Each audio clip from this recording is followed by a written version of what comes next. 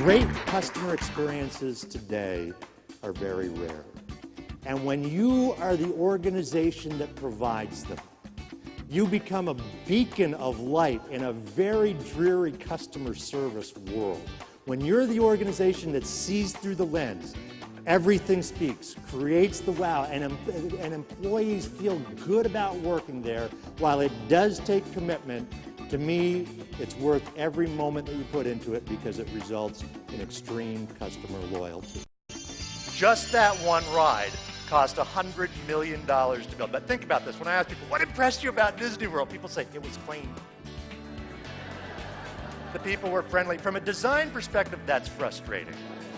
But from another perspective, I think it's very important because Disney World is not selling rides. What are they selling?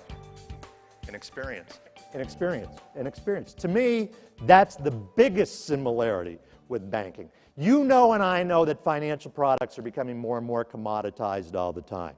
Rides are becoming more and more commoditized all the time. You can't compete on that anymore. It has to be the overall experience. So when we were going around the room, say, well, what are some things you could do? What are some ideas you have? What are some things you've heard about? And it came to Helen, and she said, well, I don't know if it means anything to anybody, but what I do is I tuck in the Disney characters. Imagine saying that in front of all your coworkers. Well, everybody thought this was the greatest idea, and it took off. Housekeepers were talking about it. Managers were talking about it. It's become kind of legendary there now. It's even become something of a competition for the housekeepers on different things they can do. Like some of them, they'll line the characters up in front of the television set and turn it on so you walk in.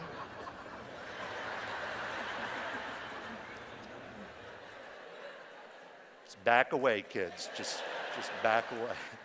But all because one housekeeper said, I'm going to create some magic. The question that we need to constantly be asking ourselves is, whose lens are we using when we do what we do? If you're meeting as a team and you look at a particular step and you say, what would mediocre service look like? And we start brainstorming. I promise you, somebody in that group on some of those steps will say, you know what? What we just defined as mediocre, oftentimes that's exactly what we're doing. Which sounds negative, but it's not. Because remember, we're not talking about poor service. We're just talking about average, mediocre service. And many times we have to admit that is exactly what we're doing at some of these steps. And it provides you as a leader a marvelous springboard for saying, well, if that's what we're doing now, and we're saying that's mediocre, then what would excellent service look like? And that's where the ideas really start coming out. I was on a Southwest plane, we were landing. Flight attendant got on the microphone and said, when we pull up to the gate, be careful as you open the overhead bins. Items have a tendency to shift during flight. And as you know, shift happens. So what did she say? What? So we were hanging on every word. When the plane landed, you know how they put on the reverse thrusters to slow the plane down? The co-pilot got on the microphone and went, whoa, big fellow, whoa, and started slowing down. So now as we got off the plane, what were we all doing? We were laughing. And that's not usually what you're doing, right? Get out of my way. Now, here's my business question for you. How much did that cost Southwest Airlines to do that? Nothing. To me, that's the beauty of looking through the lens of the customer. It's not about money. It's about looking at what we are already doing, but turning that lens around. Every detail, regardless of which piece of the business you're involved in, every detail is saying something to your customer. And the question, no matter how many employees you have, the question every one of them should be asking is, are the details saying what they're supposed to say? What are the everything speaks distractors? What are the things that can take away from the image that we're trying to project? And then what is everything speaks excellence? What do we need to do to make sure that that doesn't happen? Imagine you bring your family down to Disney World and everybody's excited and you're out front and you're paying your money to get in. But you think, it's going to be worth it. Hang on, kids. Let me finish. And you start walking down Main Street and there she is in front of the castle, Cinderella. And your child, your precious little child, runs up to Cinderella, tugs on her dress. Cinderella turns around and she has a cigarette in one hand, a cup of coffee in the other hand, says, kid, I'm on break. What would be the impact on your child? Probably need therapy, right? But here's the business question. Does it matter how many billions of dollars they spent building Disney World at that moment? Does it matter? It's not worth anything. In the back of the customer's mind, you want them just to think for a moment, wow, that's it. Because, and this is the point, little wows add up. I believe world-class organizations have non-negotiables.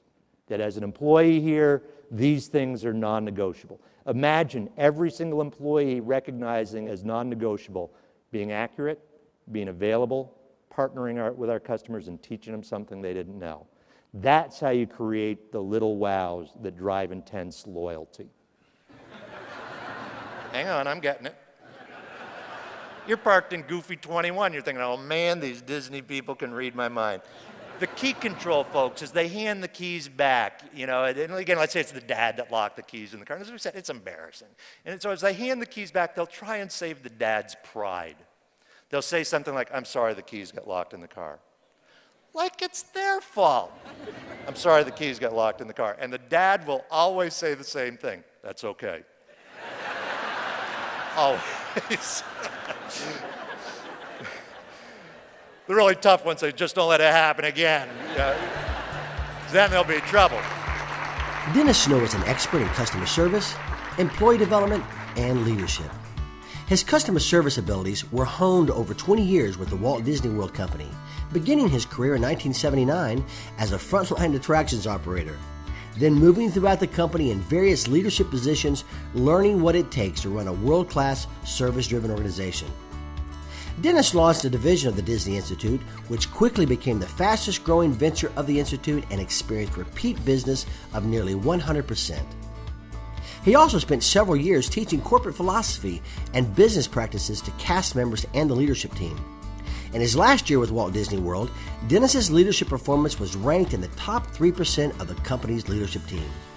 Dennis is the author of 2 books, Unleashing Excellence, The Complete Guide to Ultimate Customer Service, and his newest, Lessons from the Mouse, a guide for applying Disney World's secrets of success to your organization, your career, and your life. To me, that's what it comes down to.